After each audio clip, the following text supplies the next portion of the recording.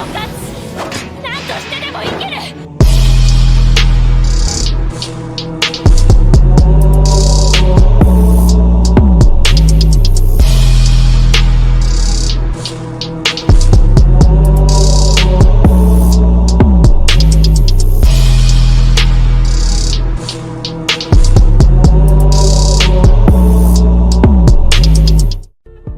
Yo, what's happening, Tiny Clan? It is your boy King Tinyx here, back with another video, and you guys already know the deal. Basically, all I have to say, like before I really start the video, is of course, shout out to Neptune. They have their own project that they're working on, basically a combination of two universes, Data Live and High School DxD, basically trying to combine universes to see how everything will work. And I will leave the link to her Wattpad in the description. Now let's really get on with the video. Now, as you guys have already seen the title, this is What If Luffy Ate the Moku no Mi. At least I believe that's what it's called. Anyways, here's how things would have gone. Most of the things, I'll have to be honest, most things wouldn't change up until when Luffy decided to eat Shanks's devil fruit that he kept in his treasure chest. Luffy would have been upset with Shanks for allowing himself to actually get humiliated by such a jerk like Hoguma or like Higuma. You don't forget that guy's name. Anyways, here's what would have happened. After the mountain bandits had arrived and decided to pour sake over Shanks's head, Luffy would have been angry. He would have been upset over the fact that they had disrespected such a man like Shanks, somebody that he really respected, somebody that he admired. And the fact that Shanks didn't do anything, that would have really gotten him upset. How could he just let himself be humiliated? How could he let himself be degraded like that? That was what was going through Luffy's mind. In order for him to really release his frustrations, he would turn to see what looked like a pretty odd looking fruit in a treasure chest. He would have realized that it was Shanks's treasure chest, and in order to get a little bit of revenge for not actually standing up for himself, Luffy would decide to eat the devil fruit that was in there. He would remark about the fact that the fruit tasted awful though. Shanks would have been there at the time hearing what Luffy said. Shanks wouldn't think much about it at first until he looked in Luffy's direction and freaked out when he saw the empty treasure chest. He would see that Luffy ate the devil fruit that he was planning to sell to the black market. Luffy would begin to shift forms though, and he would begin to freak out as well. He was wondering just what was happening to his body. Shanks wouldn't be surprised. He didn't really know which exact devil fruit this was at the time, but he would tell Luffy to calm down. He would have realized right then and there that Luffy ate a Logia. He would explain what happened to Luffy, and the boy would actually end up being distraught over the fact that he could never learn how to swim due to the effects of devil fruits. But if what Shanks was telling was true, it seemed that he did have a lot to gain in exchange. After all, he was aware of the fact that he was a bit of an anchor before, but he wasn't in the mood for having all of his strength zapped away from him just being in the water. But at the same time, he did at least have some cool new abilities in order to make up for it. Like from what you heard from Shanks, it seemed that devil fruits could be quite amazing, and his devil fruit in particular, who knows what it could do in the upcoming years. Luffy just wanted to learn more about the devil fruit that fate had decided to hand to him. Luffy would end up meeting Higuma again when Shanks and his crew, they were getting ready to leave. The There, the leader of the mountain bandits would actually be talking bad about Shanks while they were at Makino's bar. Luffy, although he was 7 years old, he would have not known any better. He would have just roared at Higuma. The man would just laugh at Luffy in response. Luffy would begin to insult the man until Higuma, he just got annoyed of Luffy. He would decide to actually pick the brat up by the collar. He would begin to punish Luffy while the boy tried to activate his devil fruit powers, but it would be unsuccessful. Shanks' crew, they would have realized that something was wrong, considering no one was by the docks to wish them goodbye, which was very odd, to be honest. It really seemed that most of the people in the village really did like Shanks' crew, so we didn't know why they weren't show up to wish them a farewell or anything. Not even Luffy was there. Despite how stubborn the kid could be, I mean, when it came on to Luffy, he still did admire Shanks with quite a... He did really admire Shanks, basically. And on top of that, Luffy also wanted to join Shanks' crew beforehand. Multiple times he would ask if he could join Shanks' crew, with Shanks always saying that he was just too young. The crew would actually make their way over to Luffy's location, investigating what was going on. Once they realized what was happening, Shanks would immediately go to defend Luffy, and Shanks' crew would actually kill off the bandits. Higuma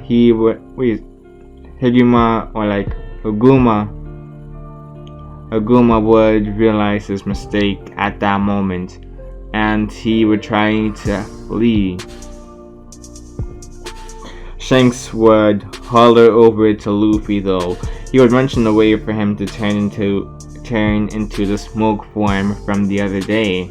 After all, Shanks had his fair share of experiences with devil fruit users, especially when it came on to these types as well.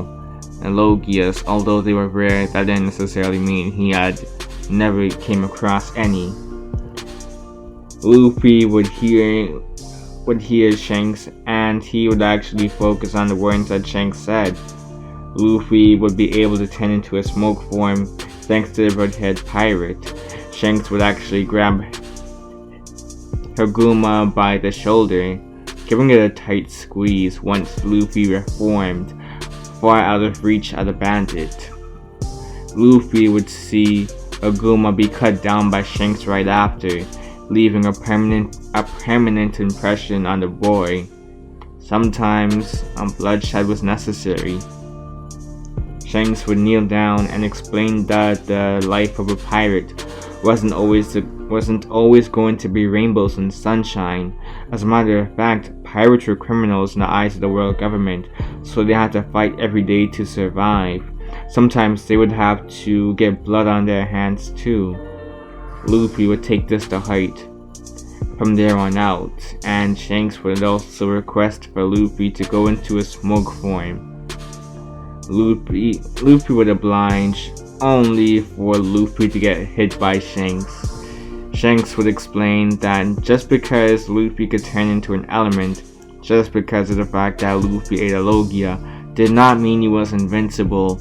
Those were the times to die early. He didn't want to have that fate ever happen to Luffy. Luffy would also take this to heart. He would also take a couple of fists of love from Garp as well.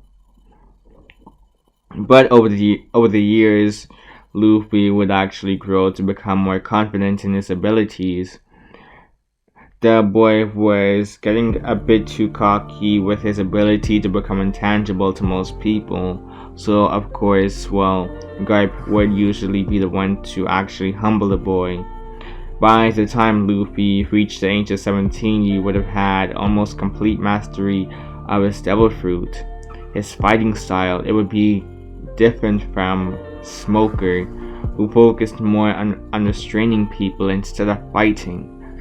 Luffy, on the other hand, he would focus more on offensive abilities, such as creating a giant fist of smoke, blast of smoke, creating things from smoke, hand-to-hand combat, although he was more of a brawler than anything, and with each of his attacks it would lead to a coughing inducement from his enemies, due to the fact that he would usually have a lot of smoke combined into even just his regular punches. Luffy would have set sail only for his ship to actually get eaten up by a whirlpool. Wasn't that just great? Luffy wouldn't worry too much, as he would just turn the lower half of his body into smoke, successfully getting out of the bad situation. Luffy would focus on finding somewhere to land, and he would eventually find his ship. He wouldn't realize at the time though that it was getting raided by the Alvida pirates. Luffy would land on board of the ship, and he would immediately be introduced to several swords pointed at his neck. He would simply shift into his pure smoke form though, and Luffy would easily take down the Alvida pirates. He would also end up meeting the walrus herself. That's right, people. He would meet Alvida. But Luffy was a firm believer of equal rights. What would end up happening is that Luffy would simply swing one punch at Alvida, which would send her flying. Luffy would turn to the rest of the crewmates, requesting information on where the closest island was from here. And of course, the Alvida pirates, very terrified of Luffy, would end up mentioning Shelltown, although they would also mention that over there it was actually a marine base, so it would not be all that wise to actually go over there. Luffy, he would not care though. Instead, he would have the pirates lead him to the island, where he would go and explore the place. He would end up finding a man tied to a cross. Just looking at the sky, Luffy would be able to tell that this one was strong. Even at his weakest, he still was basically cut from a different cloth. He was basically above the rest in terms of strength. He could tell. He wanted this guy on his crew right now. He would actually inform Zoro of the fact that he wanted him on his crew, only for Zoro to deny Luffy's offer. Luffy would mention how he could get him out of the situation he was in now too, if he accepted the offer. Luffy would get the same response though. He would later understand why though, when a little girl actually climbed up a ladder to meet Zoro. She would offer the man some food, but Zoro would actually refuse. He would have came off as a jerk at first, until a blonde boy with a cleft chin walked in.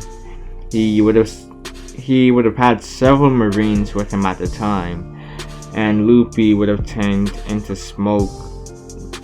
basically smoke clouds when hearing the marines. He would observe this situation. He would end up witnessing a horrific scene. This being the marines actually throwing the little girl out of their property. He would have been surprised, especially with the fact that this blonde kid was the one telling the marines what to do, even though he didn't seem to be all that strong at all. To his knowledge, marines were supposed to be honorable people that could be looked up to. He thought that most marines were going to be like his grandfather, but this right here already showed that he was apparently wrong and incredibly naive about the world. Still, he would also notice that they were taking orders from this blonde guy. He was still trying to figure this out. Even when he was trying to figure this out beforehand, it didn't make much sense. With seeing that they were taking orders from the blonde kid, he was still wondering why, and on top of that, why were they so fearful of him? he would be extremely confused. He wouldn't like the Marines at all. From what they had witnessed, they just seemed to be cowardly, especially to such a weak person. What kind of influence did this guy have? Is basically what Luffy was wondering. Luffy would despise Helmeppo the most, especially when he started mentioning insubordination, mentioning how his father would take good care of the Marines. Once he mentioned acts of insubordination from the others, Luffy would have realized right then and there what sort of influence this kid had. None. He was literally just a spoiled brat. He literally just had a silver spoon in his mouth since his birth, or something along those lines. So it now made sense why these Marines were listening to him of all people. It was just because of the fact that he had a dad who was in a higher position than most of the Marines there.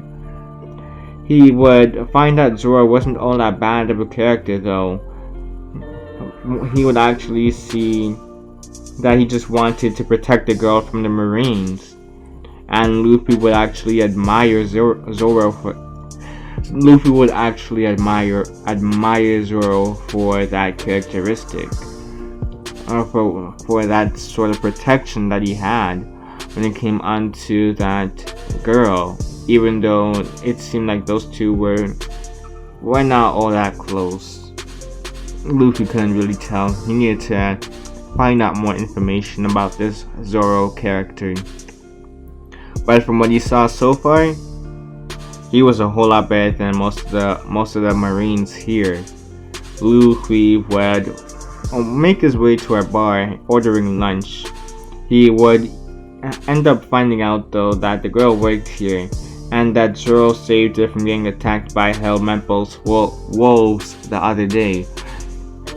Zoro took the punishment in order to save the girl and her mother from getting hunted down by the Marines. Practically demonized, honestly. And Luffy, he would have quite a bit of respect for Zoro. This was a really honorable man. He kind of reminded him of Shanks. Shanks was the type of guy that would probably give you the clothes off of his back in order to help you out, maybe, if you were a good enough person as well. When seeing Helmeppo walk into the restaurant though, and when Luffy ended up hearing Helmeppo's plans about executing Zoro in a day, this would immediately enrage Luffy. He would pound the man into a date with him going unconscious in an instant. Luffy would make his way to Zoro, telling him the information, and he would actually begin to untie the swordsman. He would turn his hands into smoke before having them wrap around the rope, holding Zoro in place. It would become dense though, breaking the restraints easily. Luffy would have realized that trying to untie the rope would have taken too long after all. Zoro would request for Luffy's help in finding his swords though. Luffy had a feeling the swords were somewhere in the Marine base, so that is exactly where they went. Luffy and Zoro would have broken in, and Luffy would have actually defended Zoro from several Marines by turning his smoke into a makeshift shield. He would also make a smoke screen obscuring the vision of the Marines. Luffy would eventually find Zoro's swords and he would hand them over to the green-haired man. Luffy and Zoro, they would easily dispose of the Marines from there. With all of the commotion that was going on, it would actually get the attention of Captain Axe Hand Morgan. Morgan, he would actually try to attack Luffy, but Zoro, he would actually be the one to block the attack here before slicing the man down. This would leave the remaining Marines petrified at their strength. Just what kind of people were these guys? But Luffy and Zoro, they wouldn't be all that concerned about what the Marines had to say about them. As far as they were concerned, these Marines were basically dead to them.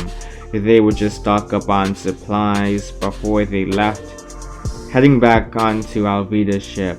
But while they were walking to the ship, Zoro would see it and he would raise an eyebrow at the strange build of the ship. Luffy would realize this and explain that he just stole it from another pirate. That was pretty much it, and that these were just temporary accommodations, you could say. Zoro would understand where Luffy was coming from and he would just sigh in relief. He didn't want to be on this ship the whole time. It just wouldn't look right. The former Alvida pirates would have abandoned the ship at this point though, so it was only Luffy and Zoro manning the ship. Luffy would do his best in order to guide the ship with his ability to generate an infinite amount of smoke. He'd apply enough pressure to create his own replacement for wind currents. Luffy would end up guiding himself and Zoro to Orange Town, where they would be introduced to a buggy ball. Luffy would just create a dense smoke shield to block the attack though. The duo they would explore the island, and on the way they would encounter an orange-haired girl. She would call Luffy Captain for some reason, and this would gain the attention of what seemed to be other pirates that were just chasing after this girl for whatever reason that Luffy was just not made aware of at the time. The pirates, they were trying to attack Luffy, only to get incapacitated from a lack of air thanks to Luffy's use of his devil fruit.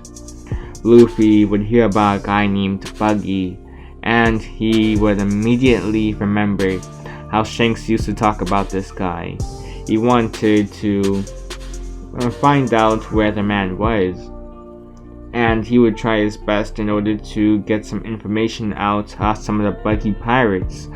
The orange-haired girl from earlier though, she would actually be the one to tap Luffy's shoulder before explaining how she noticed that Luffy seemed to be a rather strong individual, and she also overheard his little conversation with these pirates, talking about wanting to find out where Buggy was. She could give him that information though, and probably also maybe, who knows, maybe have some sort of alliance for now as well. Luffy would hear Nami out when it came onto their alliance, one sort of things that she was going to be bringing to the table, and he would actually agree to this partnership for now, especially with her having that information on where Buggy was. He wanted to know immediately. Nami wouldn't believe Luffy was capable of defeating Buggy though, until she saw Buggy immediately run away from the island. You see, Buggy would be mentioning the fact that the stupid straw hat wearing kid ate a Logia. Buggy would have been showing his regrets once he left the island with the remains of his crew. His regrets regarding the fact that he never really tried to learn hockey like that. Buggy never expected for there to be something like a Logia out here in the East Blue after all. Luffy would have seen the pitiful actions of Buggy and he would shake his head in disappointment. Luffy would collect the gold that Buggy left, and he would leave one for the villagers in order to repair their home. It was only because he felt bad that they were getting controlled by what seemed to be a bumbling idiot at the time, who never pushed his devil fruit capabilities at all beyond like just some party tricks. That's literally what Luffy was seeing right here. Nami would find out that Luffy and Zoro were pirates once she saw their ship. She would be wary to see anything though. Well, not see, but say anything though, considering how easily Luffy could just knock her out, considering what she'd seen before. And she didn't want to think about what sort of things that Luffy could and would do to her while she was unconscious like that. For all she knew, he could probably rob her blind and then just leave her on the island stranded. Nami, she would just keep her mouth shut and fulfill her part of the deal. That being, of course, to be the boys' navigator for the time being. Luffy would request for her to lead them to Syrup village. Once they made it to the island, Luffy would immediately be greeted by a boy with a long nose. He would have claimed to have around, 10,000 soldiers at his beck and call. He would take one good look at the kid though and realize that it was Yasopp's son. The resemblance was uncanny. Well, besides the long nose that Usopp had for some reason, he was guessing that was either like some sort of recessive gene or like he got it from his mother. Luffy would just call out Usopp's bluff though, causing for the boy to quickly admit defeat. Nami would just facepalm at this display. Luffy would mention how he was only here to check on Usopp since his father, Yasopp, talked about him so often when Luffy was younger. Usopp, hearing his father's name be mentioned, would actually become interested and he would invite the group to lunch. Luffy would immediately like Usopp after hearing that. The group would want a remodel of their ship, but they would be disappointed when finding out that there was no one on this island or like this village who had that sort of skill, at least to Usopp's knowledge. Luffy would mention the house on the hill though. Maybe there was somebody up there that could help with the situation, but Usopp would immediately get defensive, telling them not to go there. Luffy would later find out why though. It was because of the fact that Usopp was trying to protect a girl by the name of Kaya. And she had been bedridden for years now, and Usopp was simply trying to keep the girl company. Her butler Clawhador seemed suspicious to Luffy. The two boys would end up finding out why this was the case, so they would end up finding out that, well, the butler wasn't really much of a butler at all, but instead an actually undercover pirate.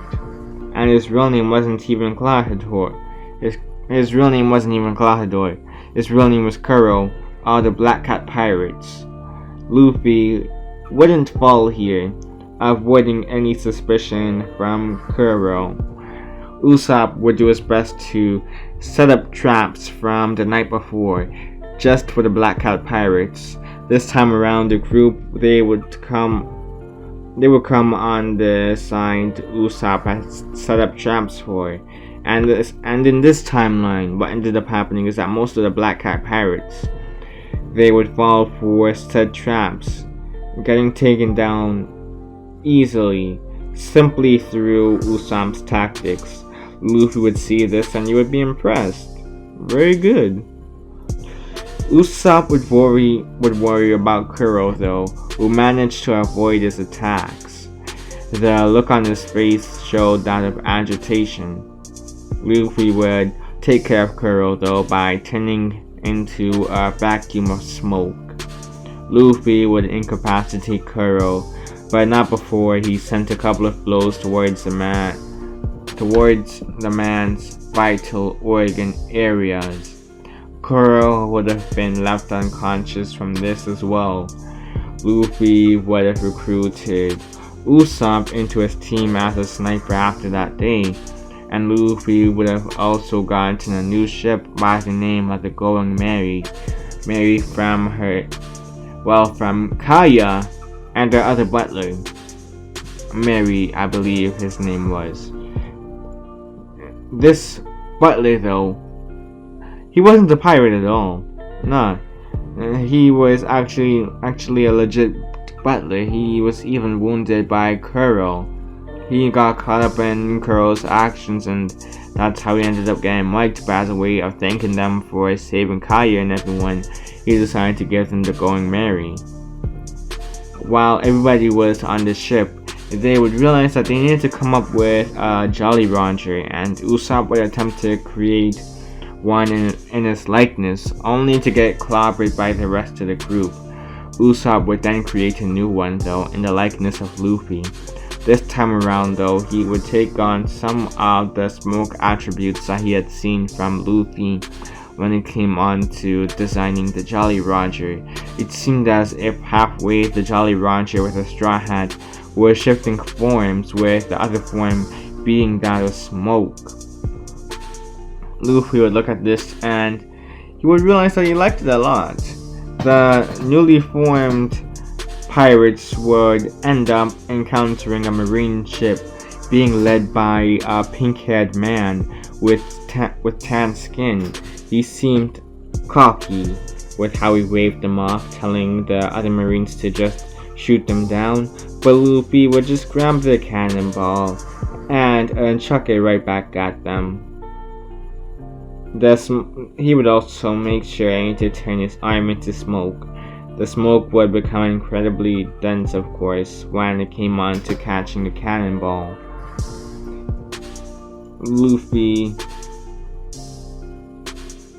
Luffy would just go on to go into the Baratier with his crew, and of course Nami would have been the one to lead them there.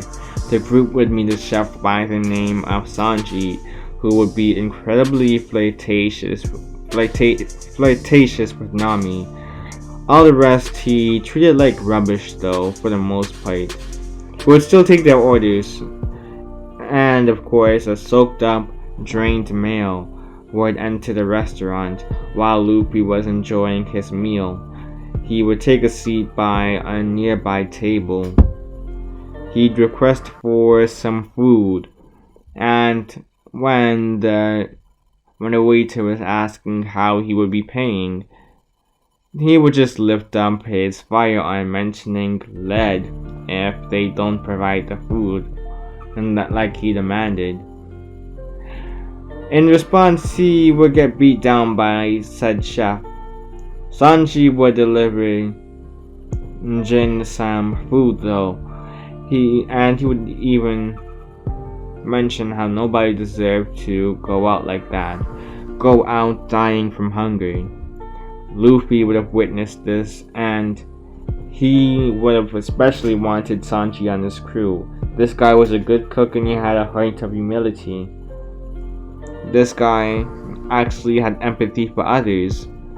He didn't want a crew of like just bloodthirsty pirates or anything. He wanted a crew that could be like his second family or something along those lines. Jin would thank Sanji for his food, and he would mention how he also had his captain. He would ask if he could bring his captain inside. Sanji would mention how he didn't really see the problem with doing such a thing. Jin would bring in his captain so that they could get some food as well, and so Krieg could actually recover some of his strength. Although most of the customers argued that the cooks shouldn't do so, Krieg would plead with Sanji. Sanji would see a bit of himself in Krieg at that moment, and how he was all the way back then, so many years ago when he was stranded on that rock with Zeph. He never wanted anybody to go through such a thing like he did, not even close. So of course Sanji would oblige. He would cook up a meal for Krieg and restore the man's strength, only for the man to have a complete 180, sucker punching Sanji. Seeing this would enrage Luffy. This was one of the biggest signs of disrespect, even for a pirate. Never bite the hand that feeds. He would send a blast of smoke Krieg's way. The force from the blast would actually shatter Krieg's armor, and it would send him flying out to the restaurant. He would fall into the sea, with his armor being too heavy for him to swim. Krieg would drown. Luffy would look at Jin. He would have understood that the actions of Krieg didn't reflect onto him though. Jin would have been speechless. He would have been speechless at this scene. He didn't really know what to say. He would be tempted to attack Luffy, but the look in the boy's eyes would make him cower in defeat. He would beg for his crewmates' lives to be spared though, and that they could be fed as well. Zeph would be the one to accept this role, explaining that no one deserved to die from starvation. Luffy would have heard this from Sanji as well, and Luffy would keep his mouth shut, watching the display made by Zeph. From what he understood, Sanji and Zeph, they had some sort of traumatic experience way back in the day, which is why they were so considerate when it came on to feeding people. That's at least all the context clues that Luffy managed to pick up at this point. That didn't detract from the respect that Luffy had gained for this man. As a matter of fact, he respected this man even more for his efforts to feed an entire crew of pirates, even after their captain tried to take over his restaurant. The Krieg pirates would be fed, but when the question about where their captain was popped up, Jin would be forced to tell them the truth. Hearing what happened to Krieg would enrage pretty much all of the crewmates. They would all be tempted to barge into the restaurant and wreak havoc in name of the late Don Krieg, but something would stop them though. It wasn't Jin, but someone else, sailing in a coffin-shaped boat. Their faces would all go pale at the sight of the man. The man would sail towards the baratier, and he would make his way inside. He wouldn't be paying attention to the stares everyone was giving him. Zoro would have been the one to especially recognize this man. Zoro would walk up to Mihawk, and he would request a fight against the man. He wanted to see just how far he had to go before he could truly best Mihawk in a fight. Mihawk would be intrigued with how Zoro acted. Most would usually be cocky in his presence, and he would be the one to force him to become humble. The green-haired swordsman seemingly already knew he wasn't a match for Mihawk though. He would give Zoro the sort of opportunity. I'm not making sense. Basically, Mihawk would give Zoro this opportunity in order to fight him right then and there. Well, right after Mihawk had some food. The two would duel after Mihawk was done with his food, and it would be easy pickings for Mihawk. Zoro would try his best to defend against the #1 swordsman, the greatest swordsman in the world, but the man would only use his pocket knife throughout the whole fight, still besting Zoro. It would have been an embarrassment in Zoro's book. Mihawk could tell that Zoro was a cut above the rest though, when it came onto his skills, at least for an East Blue dweller. Zoro would lose to Mihawk, but he would request for Mihawk to cut him from the front. Mihawk would be surprised hearing this, but he would be impressed hearing Zoro's reasoning. He would give Zoro the honor of being slashed by Yoru though. I can't speak today. A deep cut would open up, forcing Nami and Usopp to quickly run over in order to bandage him up, give him first aid. Luffy would have been enraged seeing this, and he would attempt to kill Mihawk for what he did to Zoro. Zoro would actually stop Luffy though. He would declare that from this day forward, he would never lose again. Luffy would relax and sigh, mentioning how Zoro was an idiot. But he liked idiots for some reason. Once Zoro was patched up, Luffy would walk over to Sanji. He'd ask him to join one more time. And Sanji, well, he would be tempted to refuse, but Zeph would answer for him, informing Luffy of the fact that Sanji wanted to see the All Blue one day, so he'd be more than glad to join his crew. Zeph would even have a suitcase and toss it on board of, well, the Going Merry before Sanji could say anything else. Sanji would just bite his cigarette in frustration before making his way on board the Going Merry as well. Once he saw Nami though, his mood would immediately change. Nami wouldn't give Sanji the time of day though. Instead, she would walk over to Luffy, requesting a favor from the straw hat wearing boy.